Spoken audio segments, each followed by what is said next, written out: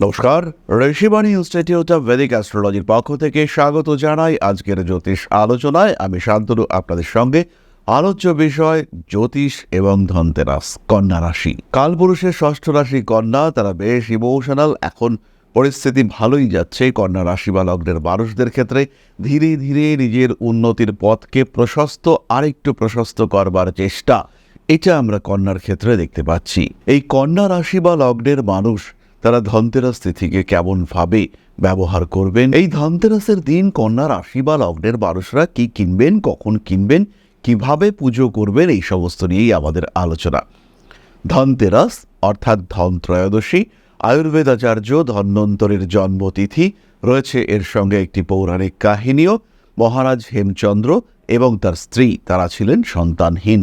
বহু তপস্যা, বহু পুজো আর্চা ইত্যাদি করে তাদের অবশেষে একটি সন্তান হয়েছিল, এবং সেই সন্তানের জন্মের পরেই জ্যোতিষরা ভবিষ্যৎবাণী করেছিলেন যে এর কিন্তু বিবাহের 4 দিনের মাথায় সর্পদংশনে মৃত্যু হবে। যমরাজ স্বয়ং নাগ বেশে আসবেন এই সন্তানের প্রাণ হরণ করতে।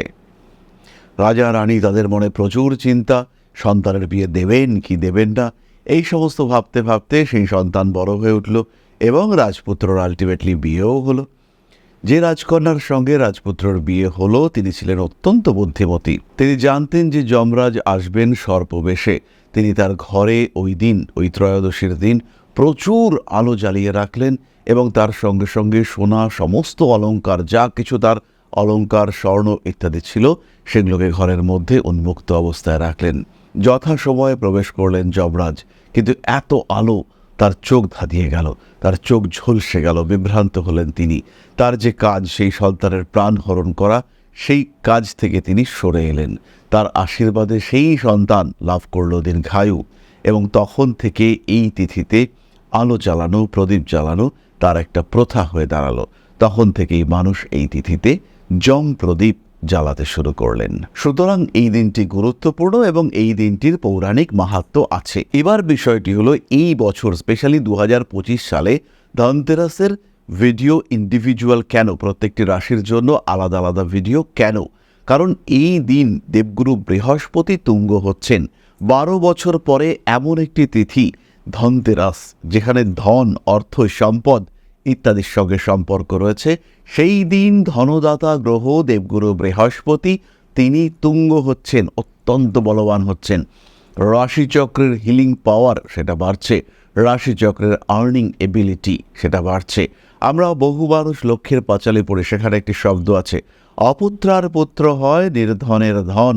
সেই রকম একটি ক্ষেত্র তৈরি হতে চলেছে রাশিচক্রে, ভাগ্য বদলাতে চলেছে। তার সূত্রপাত হচ্ছে ধনতেরাসের দিন। তাই এই দিনে আমাদের কিছু কেনাকাটা করতে হবে এবং এমন কিছু টোটকা, এমন কিছু মন্ত্র প্রয়োগ করতে হবে যা আমাদের জীবনকে উৎসাহিত করে, আমাদের জীবনকে এগিয়ে যাওয়ার পথে একটা বড়সড় ধাক্কা দিয়ে দেয়। এগিয়ে যাব তীব্র গতিতে, এবং এই এনার্জি, এটা কিন্তু ধনতেরাসের দিন পাওয়া যেতে পারে। দেবগুরু বৃহস্পতি মিথুন থেকে, শত্রুক্ষেত্র থেকে তুঙ্গক্ষেত্র, অন্যতম মিত্রক্ষেত্রে প্রবেশ করছেন। সময়টাকে কাজে লাগাতে হবে, এর জন্য নিজেদেরকে মেন্টালি প্রিপেয়ার করে ফেলুন। এবার আমরা দেখি কন্যা রাশি বা লগ্নের মানুষ তারা কিভাবে পুজো করবেন এবং তাদের পূজার উপকরণ সেটা কি হবে। কন্যা রাশি বা লগ্নের মানুষরা ওই দিনকে হালকা সবুজ পোশাক ধারণ করতে পারেন। হালকা সবুজ বা কচি কলাপাতা বর্ণের পোশাক এটা ধারণ করা যেতে পারে। পুজোর ক্ষেত্রে হালকা সবুজ আবির কিংবা সবুজ বর্ণের কোনো পাতা সেটা ব্যবহার করা যেতে পারে পুজোর জায়গাটাকে ডেকোরেট করবার জন্য। পুজোর ক্ষেত্রটিতে সাদা সবুজ আলপনা সেটাও কিন্তু আঁকা যেতে পারে। পুজোতে ব্যবহার করতে হবে দূর্বা, নতুন ঝাড়ু, গঙ্গা জল এবং ফুল। সাদা ফুলের ব্যবহার এটা কিন্তু সবচেয়ে ভালো। কন্যা রাশি বা লগ্নের মানুষরা ওই দিন যে ঘর পরিষ্কার করবেন, সেই ঘর পরিষ্কার করবার জন্য নতুন ঝাড়ু, ফুল ঝাড়ু যেটা আমরা ব্যবহার করি, নতুন ঝাড়ু কিনে সেই ঝাড়ু দিয়ে কিন্তু ঘরটা ঝাড় দিতে হবে ওই দিন। স্পেশালি ওই দিন ফুল ঝাড়ু কিনতে হবে। পুজোর সময় কন্যা যে মন্ত্র ব্যবহার করবেন সেটি হলো ওম মহালক্ষ্মী নমঃ, ওম মহালক্ষ্মী নমঃ, ওম মহালক্ষ্মী নমঃ। মন্ত্রপাঠ করবেন আপনারা এবং এই মন্ত্র অ্যাটলিস্ট 108 বার অর্থাৎ 1 মালা জপ করবেন। এছাড়াও যদি সম্ভব হয় সেই ক্ষেত্রে 5 মালা জপ, এটাও কিন্তু অত্যন্ত শুভ হবে। কন্যা রাশি কন্যা লগ্নের মানুষরা অবশ্যই ঝাড়ু ক্রয় করবেন এবং তার সঙ্গে অবশ্যই রূপোর কয়েন, সেই কয়েনে লক্ষ্মী কুবেরের ছবি থাকতে পারে, লক্ষ্মী গণেশের ছবি থাকতে পারে, সেটা কিন্তু আপনাদের জন্য পজিটিভ ভাইবস ক্রিয়েট করবে। এর সঙ্গে সঙ্গে অবশ্যই কিনবেন একটি তামার গ্লাস। পুজোর পরে আপনারা 1 হাত বাই 1 হাত একটি ক্ষেত্র চকের সাহায্যে মার্ক করবেন। বাড়ির উত্তর পূর্ব দিকে চক বা স্লেট পেন্সিলের সাহায্যে এই 1 হাত বাই 1 হাত একটি বর্গক্ষেত্র আপনারা অঙ্কন করবেন। সেই ক্ষেত্রটির মধ্যে ছড়িয়ে দেবেন দূর্বা। ক্ষেত্রের মাঝখানে রূপোর কয়েনটি রেখে তার উপরেও দূর্বা ছড়িয়ে দিতে হবে এবং তার উপরে তামার প্রদীপ কিংবা তামার পাত্রে কোনো প্রদীপ রেখে সেটাকে জ্বালাতে হবে। তামার প্রদীপ নাই থাকতে পারে, সেই ক্ষেত্রে তামার পাত্রের মধ্যে প্রদীপটি রাখা যেতে পারে এবং প্রদীপটি যখন তামার পাত্রে রাখবেন অবশ্যই যেন সেই প্রদীপের গোড়ায় কিছুটা জল দেওয়া হয়। একদম পরিষ্কার বিশুদ্ধ জল দিয়ে দেবেন, সেই প্রদীপটি জ্বলতে থাকবে এবং খেয়াল রাখবেন এই প্রদীপটি যেন অন্তত ঘন্টা 3 জ্বলতে পারে। এইভাবেই প্রদীপটি জ্বালাবেন। একটু বড় প্রদীপ পারচেস করবেন। সেই ক্ষেত্রে আপনাদের জীবনের সমস্যা, বাস্তু সমস্যা, পরিকল্পনাহীনতা, এই ধরনের যে প্রবলেমসগুলো রয়েছে সেগুলো সহজেই দূরীভূত হতে দেখতে পাওয়া যাবে। তাহলে কন্যা রাশি বা লগ্নের মানুষরা এই দিনটিকে ব্যবহার করুন। এর সঙ্গে সঙ্গে আরও কয়েকটি বিষয় খেয়াল রাখতে হবে।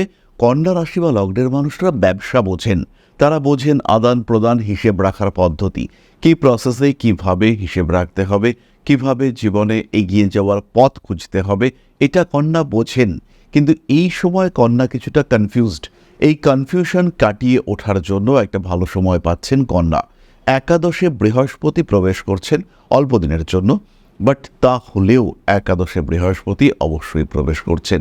এই একাদশে বৃহস্পতি এই বিষয়টিকে কাজে লাগাবার একটা প্রচেষ্টা সেটা করা যেতে পারে। কন্যা রাশি বা লগ্নের মানুষরা তারা এই বিষয়টিকে কাজে লাগাতে পারেন জীবনকে আরও একটু উন্নতির দিকে এগিয়ে নিয়ে যাওয়ার জন্য। এটা একটা ভালো দিন হতে পারে শুরু করার জন্য। তাহলে কন্যা রাশি বা লগ্নের মানুষ, তাদের জন্য অত্যন্ত শুভ একটি ঘটনা ঘটতে চলেছে। সেটা এই ধনতেরাসের পুণ্যতিথিতে দেবগুরু বৃহস্পতি কন্যার একাদশে তুঙ্গ হতে চলেছেন। একাদশে তুঙ্গ বৃহস্পতি জনিত ফল সংস্কৃত শ্লোক। এই একাদশে বৃহস্পতি সম্পর্কিত একটি সংস্কৃত শ্লোক, সেটি আপনাদেরকে পড়ে শোনাই। একাদশে গুরুর লব্ধ ধনং ধর্মং চ বিন্দতি, পুত্রান মিত্রাণি চ প্রাপ্য সদা সৌখং প্রযচ্ছতি। অর্থাৎ যদি বৃহস্পতি একাদশে থাকে তবে জাতক ধনলাভ করে, ধর্মপরায়ণ হয়, পুত্র এবং বন্ধুপ্রাপ্ত হয় এবং সর্বদা সুখী থাকে। একাদশ স্থান, এটা হচ্ছে লাভ স্থান, উন্নতি, আয়, এইগুলোকে ইন্ডিকেট করে একাদশ স্থান।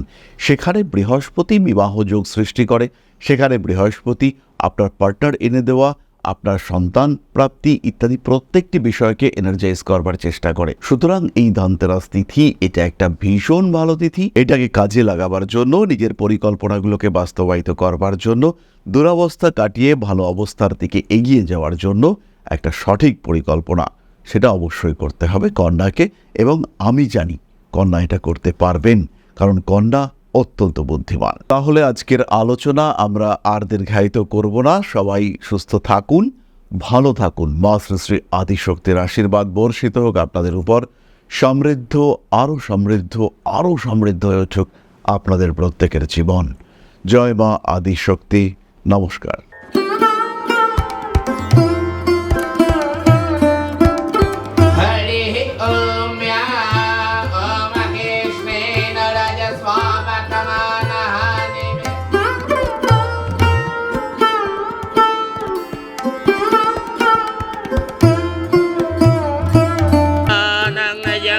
हेतुश्च पयस्नानं विजिह्वताम् ह्रीं ह्रीं ह्रीं हुं हुं सिद्धिं शक्तिदेयं स्वाहा।